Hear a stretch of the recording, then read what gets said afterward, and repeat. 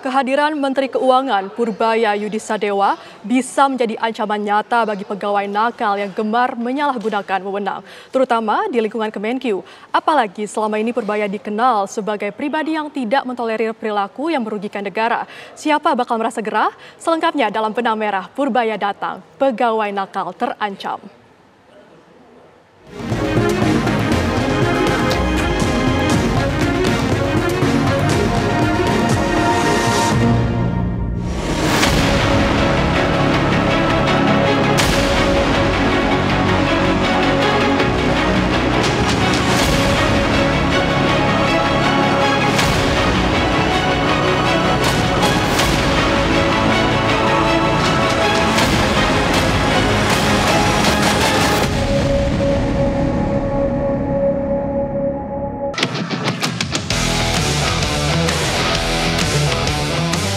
Menteri Keuangan Purbaya Yudisadewa mengemban amanat berat melakukan bersih-bersih di lingkungan kementerian yang dipimpinnya.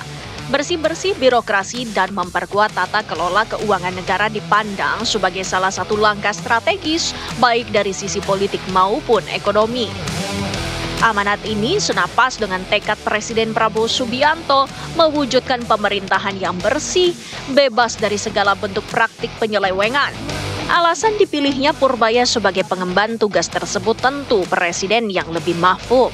Di balik itu, figur Purbaya selama ini diketahui sebagai sosok teknokrat yang bersih, tegas, dan memiliki rekam jejak profesional yang kuat di bidang ekonomi. Kiprah Purbaya sebagai mantan pejabat di Lembaga Penjamin Simpanan atau LPS diyakini kian memperdalam pemahamannya tentang sistem keuangan nasional. Sederet rekam jejak ini penting untuk memastikan setiap rupiah uang negara dibelanjakan tepat sasaran dan efisien, selaras dengan misi reformasi birokrasi keuangan Prabowo. Pajak dan bea cukai akan tetap di Kemenkyu dan saya akan mengelola sendiri. Jadi itu bagian saya, pajak dan bea cukai, saya harapkan ke depan akan lebih efisien dan efektif karena kita akan melakukan berbagai reform termasuk menutup kebocoran-kebocoran yang ada dan lebih mendisiplinkan pegawai-pegawai bea cukai dan pajak. Arah kebijakan yang hari ini akan dibangun oleh Pak Menkyu yang baru adalah fase bagaimana kita menata moralitas aparatur. Jadi tidak sekedar kita perbaikan sistem secara teknis ya, tapi ada etik. Karena dalam konteks era transformasi digital gitu ya, ada transformasi yang harus dijaga, ada sistem yang harus dikendalikan, ada pembenahan sistem. Nah, pada dasarnya memang upaya yang dilakukan Pak Purbaya ini kan tentu ingin menjaga postur APBN kita nanti 2026 ya, di mana memang ada upaya untuk optimalisasi perpajakan, khususnya untuk menjaga iklim investasi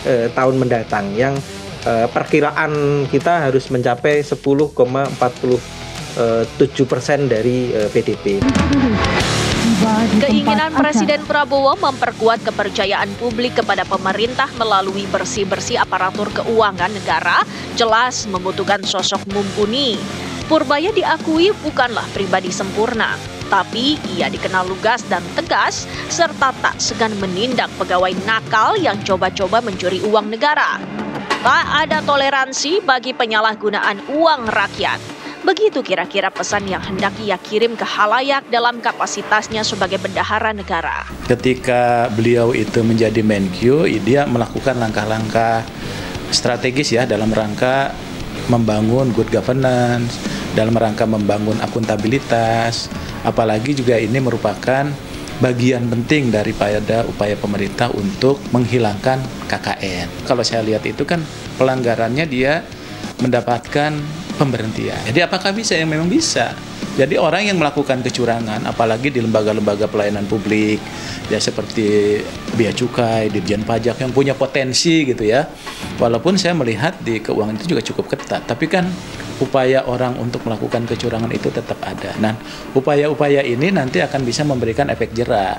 Jadi bukan hanya, ini jadi contoh ya, jadi bukan hanya untuk teman-teman di Kementerian Keuangan, tapi juga di kementerian lembaga yang lain. Langkah-langkah untuk membenahi pegawai-pegawai beliau ya, khususnya di Ditjen Pajak, ini momentum kalau buat kami, momentum untuk pemulihan kepercayaan publik gitu, karena kredibilitas Kementerian Keuangan ya, terutama di sistem perpajakan nasional ini harus ada pembenahan secara tegas, tindakan tegas, kemudian penguatan bagaimana persepsi publik itu harus dibangun secara serius, dan bagaimana nanti ke depan fiskal yang akan jadi akuntabel itu harus Pak Menteri harus mencoba untuk mengarah ke sana.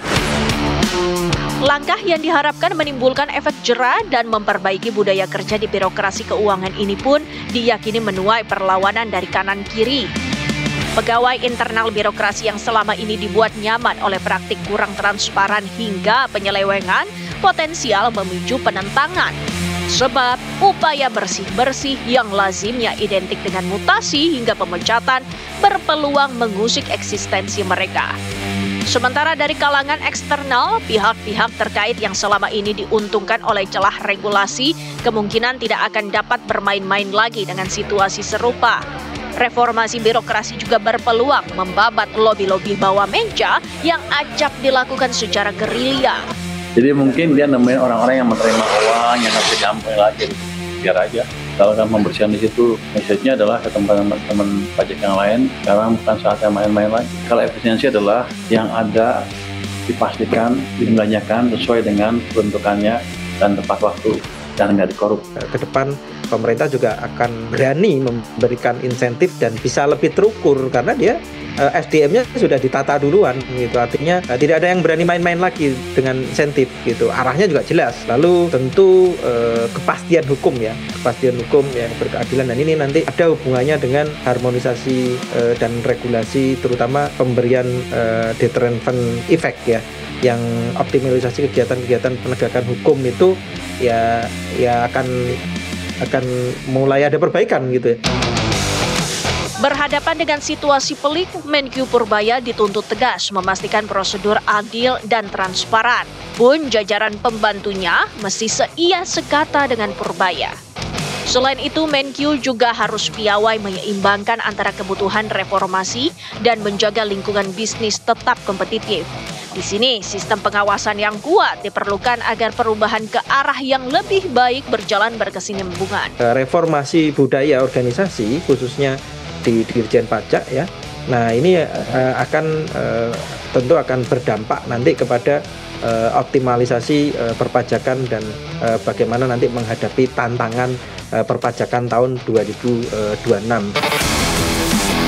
Kehadiran Purbaya bak ancaman atau peringatan keras bagi sejumlah pihak yang mencoba berlaku tak benar.